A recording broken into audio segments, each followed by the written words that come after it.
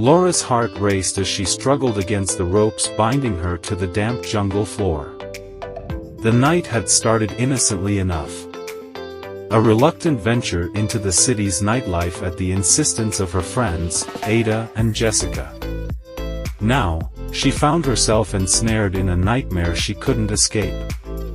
Leaving behind Ada and Jessica drunk in the club to catch a cab home, she hurriedly walked to the main road, where she found a taxi. But everything turned around to her disadvantage too quickly, as the gentleman who had posed as her taxi driver revealed his true intentions not long after. "Sit back and shut your mouth, if you want to live," he yelled at her. Notwithstanding, she screamed for help, but alas, she knew that he was telling the truth. She was trapped in the car of this seemingly very dangerous man, and there was no one coming to help her at that speed. The anger on his face said it all. She was in great danger. Even more so, as the taxi raced into a thick jungle. And then he stopped suddenly, and by his cohorts, she was dragged out of the taxi and pulled roughly into the dense jungle. She embraced herself for the worst, as his sinister grin illuminated by the faint glow of his phone screen. With trembling hands, he dialed her family's number, demanding an exorbitant ransom for her safe return. 20 million naira.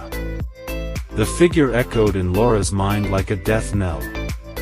How could her family ever come up with such a sum? Fear gripped her as she imagined the horrors that awaited her if they failed.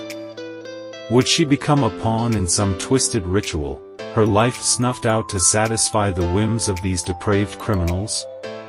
Or perhaps her organs would be harvested, sold to the highest bidder while she languished in captivity. The thought made her stomach churn with dread. And then there was the chilling possibility of being forced into a life of unspeakable servitude, her body a commodity to be bought and sold at the whim of her captors. As she sat in the murky darkness, Laura cursed the moment she had succumbed to peer pressure, agreeing to a night out she never wanted. Her friends, in their drunken revelry, were oblivious to the horror that had befallen her. But amid the despair, a flicker of determination ignited within her. Laura refused to surrender to despair. With every fiber of her being, she vowed to fight for her freedom, to defy the fate that awaited her in the shadows of the jungle. With her mind racing and her heart pounding, Laura braced herself for the harrowing ordeal ahead.